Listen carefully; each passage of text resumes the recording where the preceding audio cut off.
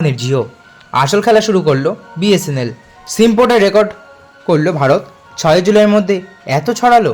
বিস্তারিত জানাবো তার আগে বলে রাখি, আপনি যদি আমাদের চ্যানেলে নতুন হয়ে থাকেন তাহলে অবশ্যই চ্যানেলটি সাবস্ক্রাইব করবেন এবং আমাদের ফেসবুক পেজ থেকে ভিডিওটা দেখে থাকলে অবশ্যই পেজটি ফলো করে দিয়ে যাবেন। আসুন জেনে নেওয়া যাক বিস্তারিত। সমস্ত বেসরকারি টেলিকম সংস্থাগুলি তাদের রিচার্জ প্ল্যান বাড়িয়ে দিয়েছে ইতিমধ্যেই, যার ফল ভুগছেন সাধারণ মধ্যবিত্ত মানুষরা। জিও, এয়ারটেল ও ভিআই এর মতো বেসরকারি টেলিকম সংস্থাগুলি তাদের রিচার্জ প্ল্যানগুলোর দাম বাড়িয়ে দিয়েছে। একমাত্র ব্যতিক্রম বিএসএনএল, যে কারণে অনেকেই এয়ারটেল, জিও থেকে বিএসএনএলে পোর্ট করছেন। সম্প্রতি একটি বড়সড় আপডেট সামনে এসেছে।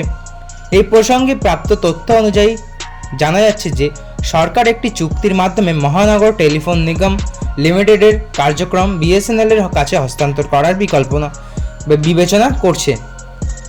একটি সূত্র মারফত জানা যাচ্ছে যে সরকার সংযুক্তিকরণের পরবর্তীতে এই বিকল্পটির বিষয়ে ভাবনা চিন্তা করছে। 1 মাসের মধ্যে এই বিষয়ে চূড়ান্ত সিদ্ধান্ত নেওয়ার কথা হবে বলেও শোনা যাচ্ছে। ওই সূত্রটির মারফত আরও জানা যাচ্ছে যে ঋণের সম্মুখীন হওয়া এমটিএনএল এর কার্যক্রম বিএসএনএল এর কাছে একটি চুক্তির মাধ্যমে হস্তান্তরের বিকল্প নিয়ে ভাবনা চিন্তা করা হচ্ছে।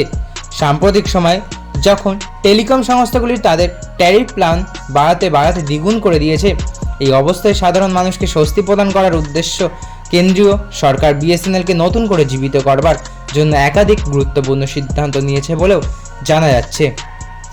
স্বাভাবিকভাবেই এই রকম একটি পরিস্থিতিতে কার্যক্রম গ্রহণ করা হলে ইউজার বেস বৃদ্ধি হবে, যাতে গ্রাহকদের পাশাপাশি বিএসএনএলেরও সুবিধা হবে।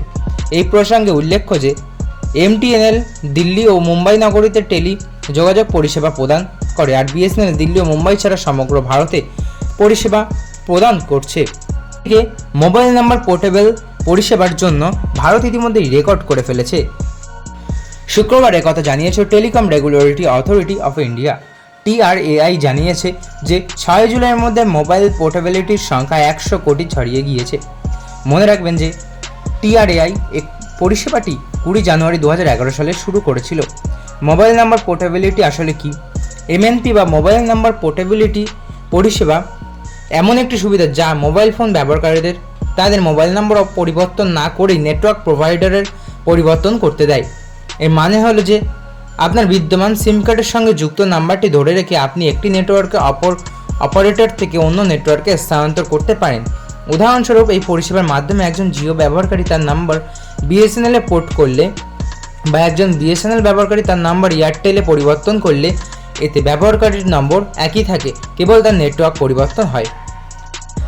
এমত অবস্থায় যে ব্যবহারকারীরা দীর্ঘদিন ধরে তাদের ব্যবসার জন্য একই মোবাইল নাম্বার ব্যবহার করছেন, তারা নম্বর পরিবর্তন না করেই আরও ভালো পরিষেবা পেতে নেটওয়ার্ক পরিবর্তন করতে পারে।